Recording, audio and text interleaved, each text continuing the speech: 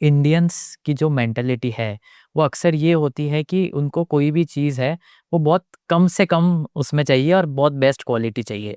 तो when you are setting the price, तो आप वो कैसे डिसाइड करते हो कि भाई ये सब चीज़ें इतने में आ जाएगी? जी, देखिए सबसे पहले हम अपने ऊपर लेते हैं ओके। और इंडियन मेंटेलिटी को भी हम माइंड में रखते हैं। एक्चुअली एक कस्टमर की मेंटेलिटी ये होती है कि उन्हें सब कुछ चाहिए हाँ। और एक अच्छी प्राइस में चाहिए। हुँ। अच्छी प्राइस मीन्स कि वो उनके लिए अच्छी हो जाए, पॉकेट फ्रेंडली भी हो, हुँ। ना ज़्यादा कम हो, ना ज़्यादा हो, ज़्यादा हो, राइट। है ना? तो उसको हम फोकस में रखते हुए एक प्राइस सेटअप करते हैं। हुँ। प्लस फिर ये भी देखते हैं कि रेंट कितना है। जैसे उदयपुर में रेंट कम है, पुणे में ज़्यादा है। हाँ। कुछ गुजरात में हमारा आउटलेट्स है, वहाँ और कम है। हुँ। और कुछ जगह बहुत ज़्यादा है। महाराष्ट्र में जैसे महाराष्ट्र में हमारे लगभग 15 आउटलेट्स हैं। 15 जी, आउटलेट्स, वाओ! 15 आउटलेट्स महाराष्ट्र में है, तो 7 टू 8 आउटलेट्स ऐसे हैं जो हमारा जो रेंट क्राइटेरिया है उससे 20-30% कम रेट पे, अच्छा। 30% वो बच जाता है। हाँ। तो वहाँ हम थोड़ा-सा प्राइस गेम खेल लेते हैं या मार्केटिंग थोड़ी एग्रेसिव कर लेते हैं। ओके। कुछ आइटम्स हम एक्स्ट्रा इनिशियली डिस्काउंट अच्छा दे देते हुँ, हैं हुँ, कस्टमर्स हुँ। को। आइदर हम ये कर लेते हैं कि सॉरी, प्राइस थोड़ी-सी 5-10% कम कर देते हैं। अच्छा। और कुछ जगह ऐसा होता है कि जैसे बड़ी टियर 1 सिटीज़ में प्राइस लगभग जो हमारा क्राइटेरिया है उससे 50% एक्सीड है, वहाँ हम हाँ। प्राइस बढ़ानी पड़ती है। तो सिटी टू सिटी हम प्राइस एडजस्ट कर लेते हैं।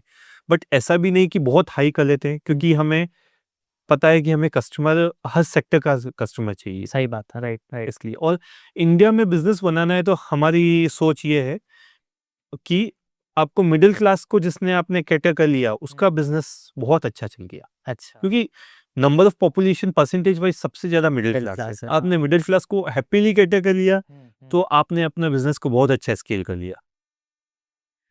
आपके अकॉर्डिंग जो आपका जो बिज़नेस है, उसमें आप सबसे ज़्यादा किसको एग्रेसिवली मॉनिटर करते हो? एसओपीज़, कस्टमर रिपीट रेट या क्या?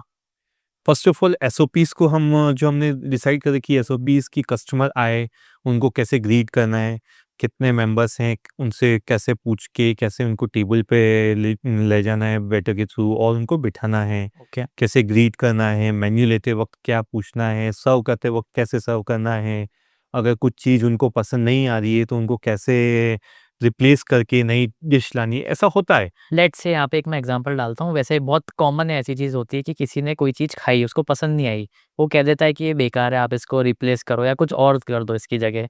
तो in that case what you people do? देखिए, हो सकता है।